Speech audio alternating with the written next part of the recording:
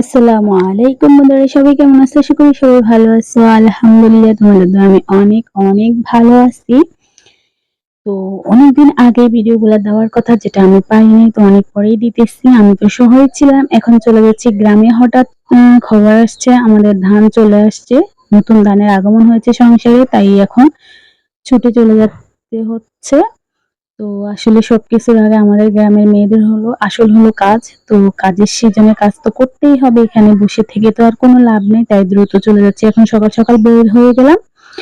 তো এখন ওই যে আমার বোন আমাদেরকে এগিয়ে দিলে, একদম ভোরবেলা আমার মেয়েদেরকে ঘুম থেকে তুলে নিয়ে আসছে। তো ওরা ঘুম ঘুম চোখে যাচ্ছে, আসলে ওরা বুঝেই উঠতে পারে নাই কি হচ্ছে। তো নির্জন শহর, এই যে, তো বিদায় জানিয়ে দিতেছি শহরকে, চলে যাচ্ছি। হয়তো কবে আসবো বলা যায় না।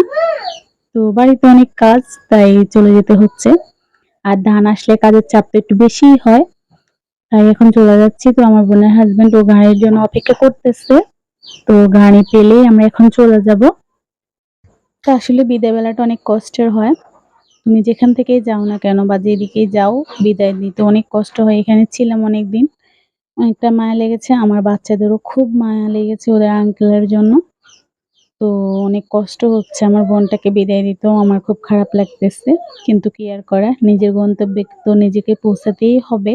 মানুষ আসলে পাখির মতো, এখানে তো ওই এখানে। তো অবশেষে আমরা লঞ্চে উঠে পড়লাম, কিন্তু লঞ্চের জার্নিটা অনেক কষ্টকর ছিল। এখানে কোনো কেবিন পাওয়া যায় না, কোনো সিট পাওয়া যায় না। তো আমার বোনের হাজবেন্ড অনেক চেষ্টা করেছে, বলতেছে আপু কিভাবে যাবা? তো আমি বললাম যেতে তো হবে, হয়তো একটু কষ্ট হবে। তো আমরা এই যে এখানে বসে পড়লাম, কিছু করার নাই, কষ্ট হলেও আমার বাড়িতে যেতেই হবে। আর এই দিক দিয়ে আমার মেয়ে দেখেন, ও বাবা বাবা বলে কিভাবে কান্না করতেছে। বাবা যাইবা আম্মু, বাবা যাইবা আম্মু, বাবার জন্য মায়া লাগে, খারাপ লাগে বাবার লাই।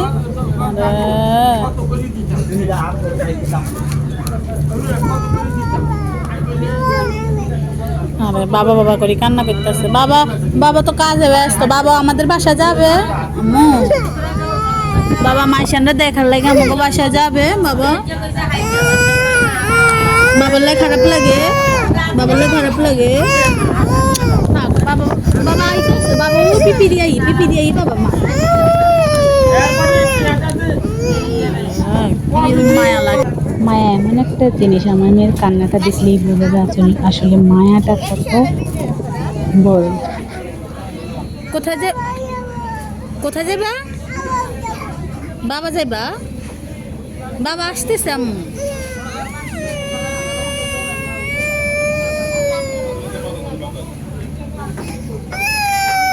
বাবা আসতেছে। এই যে বাবা কত মজা দিছে, বাবা কত মজা দিছে। তো সব তো তোমার বাবাই দিছে, বাবাই দিছে না, এগুলো সব তোমার বাবাই তো দিছে।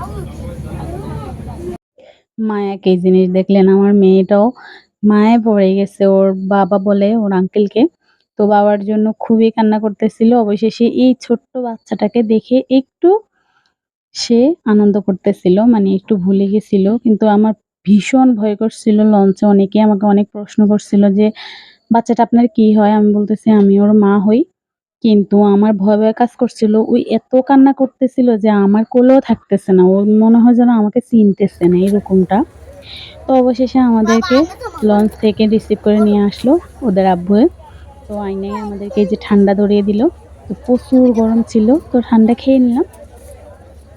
উনি আরো আমার জন্য আইসক্রিম আনতে গেছিল, বাচ্চাদেরকে আইসক্রিম দিল, তারপরে আমাদের জন্য মোজো নিল। তো খুবই ভালো লাগতেছে গরমে, ঠান্ডা ঠান্ডা। তো এই যে আইসক্রিমটা আমাকে দিল। তো জার্নিটা আসলে খুবই কষ্টকর ছিল, বাচ্চাদেরকে নিয়ে আমি একা মানুষ, খুবই কষ্টকর ছিল। তারপরে ভয় ভয় কাজ করতেছিল আমার মেয়ের কান্না দেখে। আসলে অনেকেই এরকম বাচ্চাদেরকে কিডন্যাপ করে। তো ওইসব কথা মনে পড়ে গেল। তারপর চিন্তা করলাম, মাইশা, না সমস্যা নেই, মোবাইল দেখিয়ে দেব, আমার বাচ্চার ছবি আছে না। আর এই যে বাসায় এসে দেখেন খুবই আনন্দ করতেছে। তো আস্তে আস্তে সব ঠিক হয়ে যাবে। তো আমার এটা অনেকদিন আগেকার ব্লগ। আসলে ভিডিও করে আমার কাজের চাপে আমি ভিডিওগুলো আপলোড করতে পারিনি। ধানের কাজ প্রচুর ছিল। তো ইনশাল্লাহ আস্তে আস্তে সবই দেখাবো।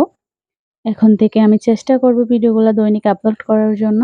তো ধানের কাজ থাকলে বুঝে নিত অনেক কষ্টকর, মানে কাজ করার সময় মানে যতদিন ধানের কাজ ছিল অতদিন কারো সাথে মোবাইলে কথা পর্যন্ত বলতে পারিনি। এতটাই কষ্টকর ছিল।